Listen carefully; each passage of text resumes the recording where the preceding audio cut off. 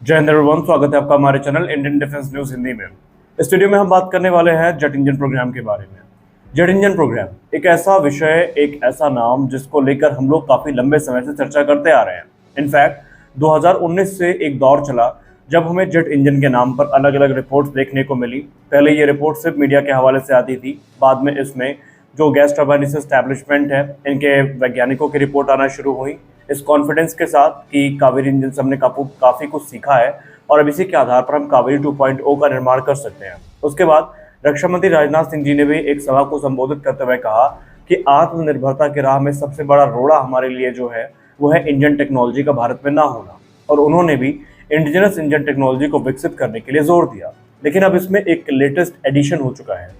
अभी गत 15 अगस्त को यानी स्वतंत्रता दिवस के अवसर पर माननीय प्रधानमंत्री श्री नरेंद्र मोदी जी ने सभा को संबोधित करते हुए कहा कि अब हमारे लिए सबसे प्राथमिक जो कार्य होना चाहिए वो जेट इंजन का डेवलपमेंट होना चाहिए।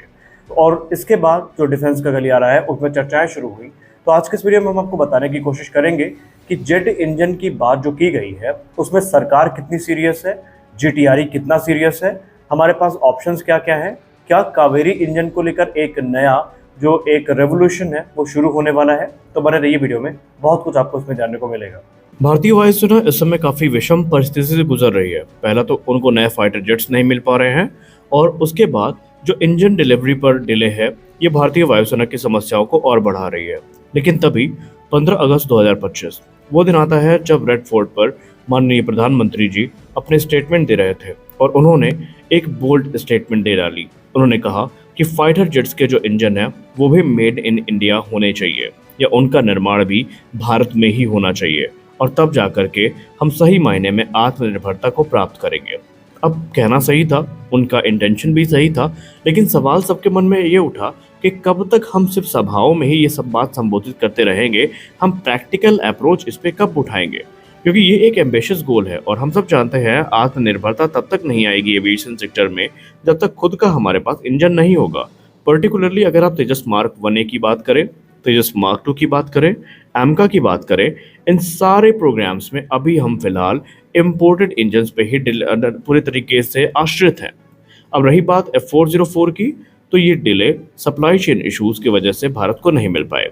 F414 की बात की जाए तो अभी एक जो मैन्युफैक्चरिंग एग्रीमेंट है वो तो साइन हो गया, लेकिन ऑफिशियल कॉन्ट्रैक्ट साइन होना बाकी है।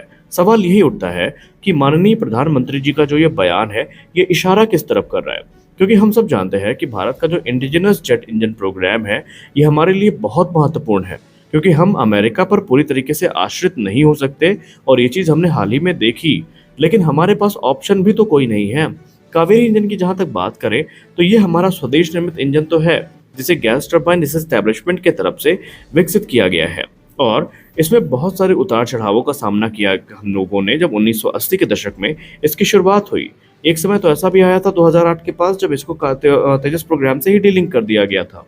लेकिन इसमें जीटीआरई की तारीफ भी बनती है कि उन्होंने जो नॉन आफ्टरबर्नर वेरिएंट है यानी ट्राई कावेरी इंजन है उसको सर्टिफिकेशन के वो एकदम नज़दीक लेकर जा चुके हैं, और यही हमारे लिए एक गोल्डन अपॉर्चुनिटी है। और डिफेंस एनालिस्ट भी यही मानते हैं कि भले ही उस समय कावेरी इंजन तेजस के लिए सफिशिएंट थ्रस्ट जनरेट करने में सक्षम नहीं था, लेकिन आज हमारे पास एक बड़ी अपॉर्चुनिटी है कि जो भी एक्सपर्टीज हमने प्राप्त करी है, हमने जो भी इकोसिस्टम विकसित किया है, उसमें हम फंडिंग की कमी ना होने दें, और जितना भी हमें सहयोग देना पड़े जीटीआरई जैसी संस्थाओं को उतना हमें देनी चाहिए। क्योंकि आप सब ने देखा कि इंजन के अभाव में वो तेजस मार्क 1A जो 2024 में ही भारतीय वायुसेना को मिल जाना था, वो अभी तक भारतीय वायुसेना को नहीं मिल पाया है। कावेरी इंजन को जीटीआरई की तरफ से विकसित किया गया है, लेकिन अभी भी इसमें जो सफिशिएंट थ्रस्ट है उसको हम प्राप्त नहीं कर पा रहे हैं। कुछ लोग बात करेंगे कि आफ्टर बर्नर सेक्शन लगाने के बाद जो इंजन है वो दे सकता है थ्रस्ट, तो जी हाँ, अभी हम उससे 71 से 73 किलोमीटर तक का थ्रस्ट प्राप्त कर सकते हैं, लेकिन ये थ्रस्ट तेजस के लिए सफिशिएंट नहीं है। और प्रधानमंत्री जी की जो कॉल है इंडिजिनस इंजन प्रोग्राम के लिए, ये नई भी नहीं है, बस इसको आप एक नया इटरेशन कह सकते हैं जो उन्होंने सामने रखा है। क्योंकि हम सब जानते हैं डिफेंस टेक्नोलॉजी 1-2 दिन तक चलने वाला गेम नहीं है। बहुत सारे डिफेंस एनालिस्ट ये मानते हैं कि हमें अब अपने कावेरी इंजन को ही रिवाइव करना पड़ेगा, क्योंकि अगर आप एमका इंजन से उम्मीद लगाकर बैठे हैं तो एमका इंजन आपके तेजस मार्क 1A के लिए नहीं है। और अगर आप तेजस मार्क 1A को नज़रअंदाज कर रहे हैं तो आपको पता होना चाहिए कि ये 200 से ज़्यादा की संख्या में भारतीय वायुसेना में सर्व करने वाले हैं। और जो अभी एक स्कोप चला है, जो उम्मीदें हैं हमारी जिस इंजन के साथ, जो कि कावेरी 2.0 है, उसको लेकर हम लोग गंभीर इसलिए हैं क्योंकि उसको लेकर ऐसा क्लेम किया जाता है कि कावेरी 2.0 अगर जीटीआरई की तरफ से इसको हरी झंडी मिल जाती है या मिनिस्टर ऑफ डिफेंस की तरफ से जीटीआरई को हरी झंडी मिल जाती है तो ये 90 से 100 किलोमीटर तक का थ्रस्ट जनरेट कर लेगा। यानी कि ये तेजस मार्क 1A के साथ साथ तेजस मार्क 2 को भी सफिशिएंट थ्रस्ट जनरेट करने में या देने में सक्षम होगा और हमारी एक बहुत बड़ी समस्या का समाधान मिल जाएगा। पर्टिकुलरली अब आप कहेंगे कि हमने यहाँ पर जनरल इलेक्ट्रिक के साथ तो कॉन्ट्रैक्ट साइन कर रखा है, तो हम यहाँ पर कैसे जा सकते हैं नए इंजन के पास। तो देखिए, आपको अच्छे से पता है और हमने कई बार अपने वीडियोस में आपको बताया है कि एक जो फाइटर एयरक्राफ्ट है वो अपने पूरी सर्विस लाइफ में तकरीबन 2 से 3 इंजन स्वैपिंग से गुजरता है। यानी आसान शब्दों में समझें तो एक फाइटर जेट को अपनी पूरी लाइफ में तकरीबन 3 इंजन चाहिए होते हैं, यानी 3 इंजन चेंज से गुजरना होता है। अब अगर हम तेजस की बात करें मार्क 1A की, तो फॉर एग्जांपल अभी हम 2025 में ये मान के चलते हैं, या मान के नहीं, कंफर्म तौर पर सितंबर में ये ऑपरेशनल हो जाएंगे। 10 साल बाद इनको मिड लाइफ अपग्रेड या एक मेजर अपग्रेड जो है उससे गुजरना पड़ेगा और 10 साल यानी 2035 में इन्हें एक और नए इंजन की ज़रूरत पड़ेगी। अगर हम कावेरी 2.0 को फंड करते हैं तो जीटीआरई पहले भी कह चुकी है कि हम 7 से 8 वर्ष में ही आपको रिजल्ट दे सकते हैं, और अगर ऐसा है तो भारत को ये दांव खेलना चाहिए। लेकिन उससे पहले जो डिफेंस एनालिस्ट कहते हैं, हमें कुछ चीज़ें हैं जिनको अपने ध्यान में रखकर कदम आगे बढ़ाने हैं। कावेरी इंजन हमारे लिए इतना आसान नहीं होने वाला।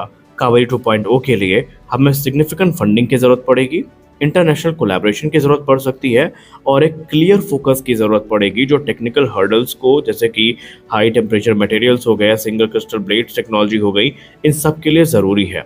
पार्टनरशिप की बात रही तो भारत एमका इंजन के लिए सैफरान के साथ पार्टनरशिप कर ही रहा है, तो ऐसे में वो यहाँ पर सैफरान की मदद भी ले करके इस प्रोग्राम को आगे बढ़ा सकते हैं।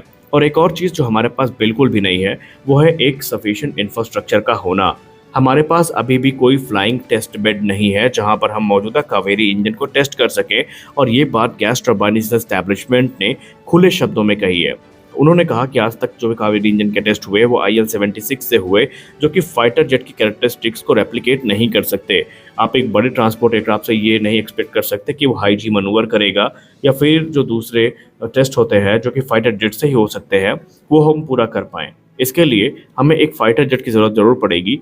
तो ये सारे चीज़ें हैं जिन्हें सरकार को और जो रिस्पॉन्सिबल संस्थाएं हैं उनको ध्यान में रखना होगा, तभी हम ये इंजन का सपना पूरा कर पाएंगे। वरना ये चीज़ सभाओं तक ही सीमित रह जाएगी, बयानबाजियों तक ही सीमित रह जाएगी, इस पर सिर्फ वाद विवाद होगा, इस पर सिर्फ बहस होगी, इसका कोई प्रैक्टिकल हमें प्रमाण देखने को नहीं मिलेगा। और वो लोग जो ये सोच रहे हैं कि हम एमका इंजन को लगा सकते हैं, तो आपको बता दें कि एमका इंजन तेजस मार्क 1A के लिए नहीं है, बहुत ही ज़्यादा ओवर पावर्ड है, और फिलहाल हमारे लिए जो समाधान है वो एक ही है और वो है कावेरी 2.0। आप सब इससे कितना सहमत हैं कमेंट सेक्शन में ज़रूर बताएं। मिलते हैं अगले वीडियो में, तब तक के लिए जय हिंद।